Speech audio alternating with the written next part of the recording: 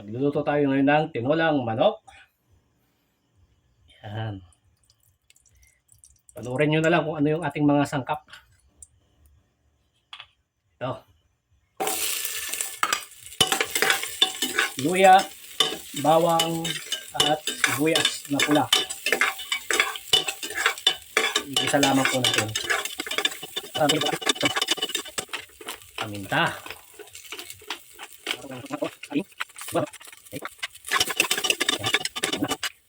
Kaunting bagoong.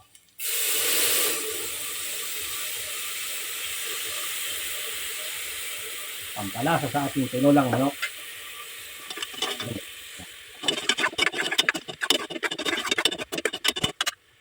Buong manok. Free range chicken. Oo, kompleto siya. May ulo, may pakpak, may paa. Tapos itong mga lamang loob, ilagay natin sa loob ng katawan ng manok. Yan. Yan paa. Yan, papesto na po natin itong ating manok.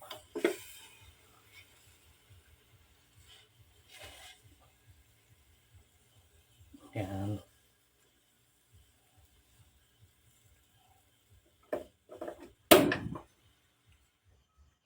Lagyan natin ng tubig.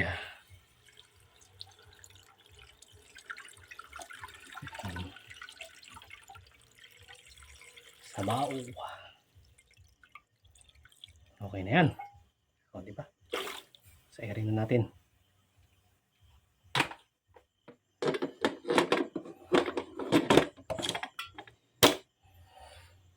Papakuluan po natin ito ng 15 minutes.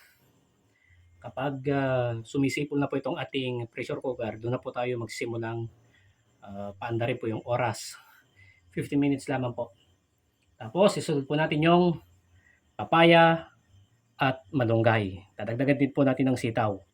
At syempre, titimplahan lamang po natin ng asin. Depende po, no? Sa magiging lasa po nitong ating nilulutong tinolang manok.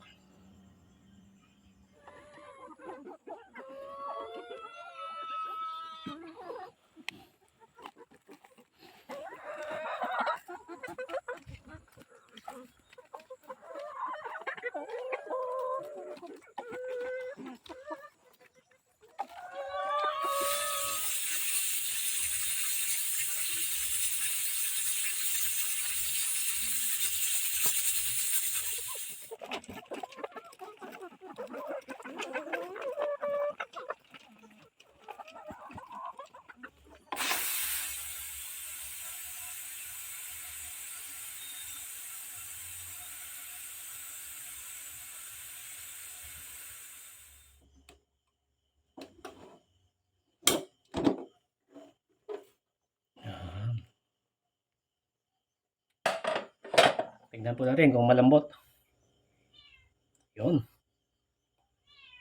Malambot na itong ating manok. Yan. Ready na.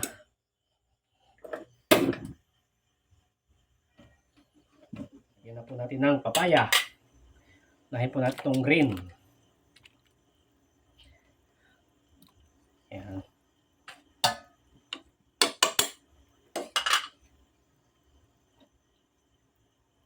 Panghuli po itong hinog na papaya.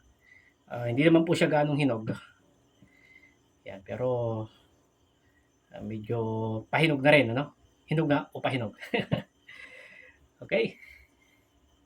Palambutin lamang po natin.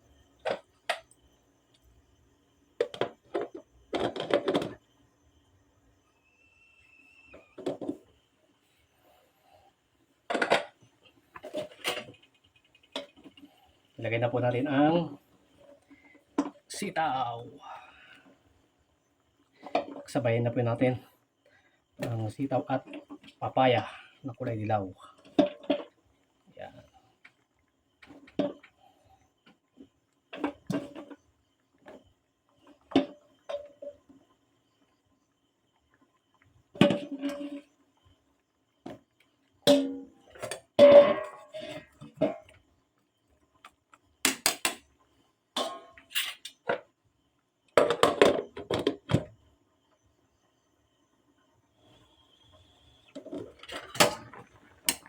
Yun. Tapos, malunggay. Ilagay natin lahat.